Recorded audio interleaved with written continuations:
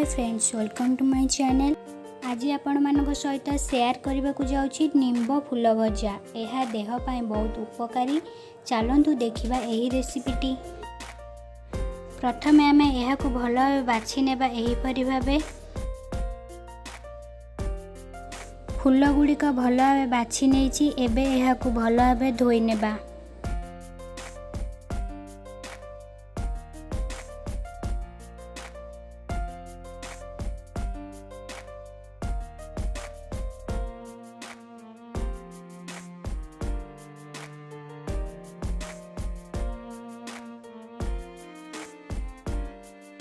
फूल धोई सारिला परे कड़ाई रे 2 चामच सोरिष तेल पकाइबा। तेल गरम हो गले फूल को भाजिबा 3 रु 4 मिनिट पाई। गैस रो फ्लेम मीडियम रखिबा। 3 रु 4 मिनिट परे फूल भाजी हो जाइछि। एबे एहा को गोटे प्लेट को काढी नेबा। सेही कड़ाई रे आउ 2 रु 3 चामच सोरिष तेल पकाइबा।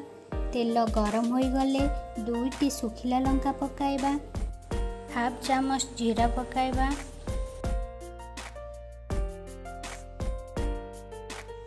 दुईटी मीडियम साइज पियाज, गोटे आलू, गोटे बैगण को यही भाव काटी नेछि। फ्रेंड्स, वर्तमान कड़ाई रे पियाज पकाइबा। पियाज भाजी हो गले कटा होइतिबा आलू बैगण पकाइबा।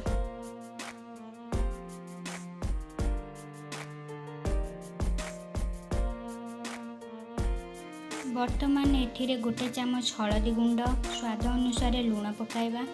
यह को गोलाई नेबा।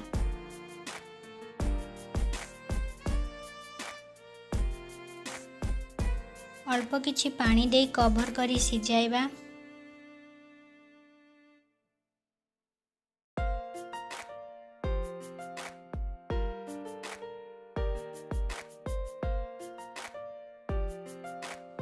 परिबा सिझी गले एथिरे भजा होइतिबा फूल पकाइबा। यह को भल भावे गोलाई नेबा। यह को कवर दे 5 मिनिट पाई सिझाइबा। मझिरे मझिरे यह को गोलाउथिबा।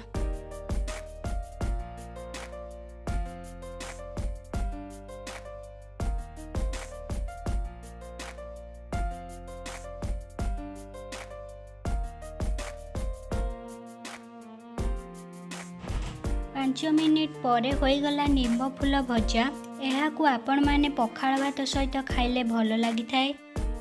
गरम भात सहित भी खाई पारिबे। एही रेसिपीटी आपण मानकु केमिति लागिला कमेंट बॉक्स रे जणाइबे। मो चैनल रे जदि नुआ अछंती चैनल को सब्सक्राइब करनियंतु।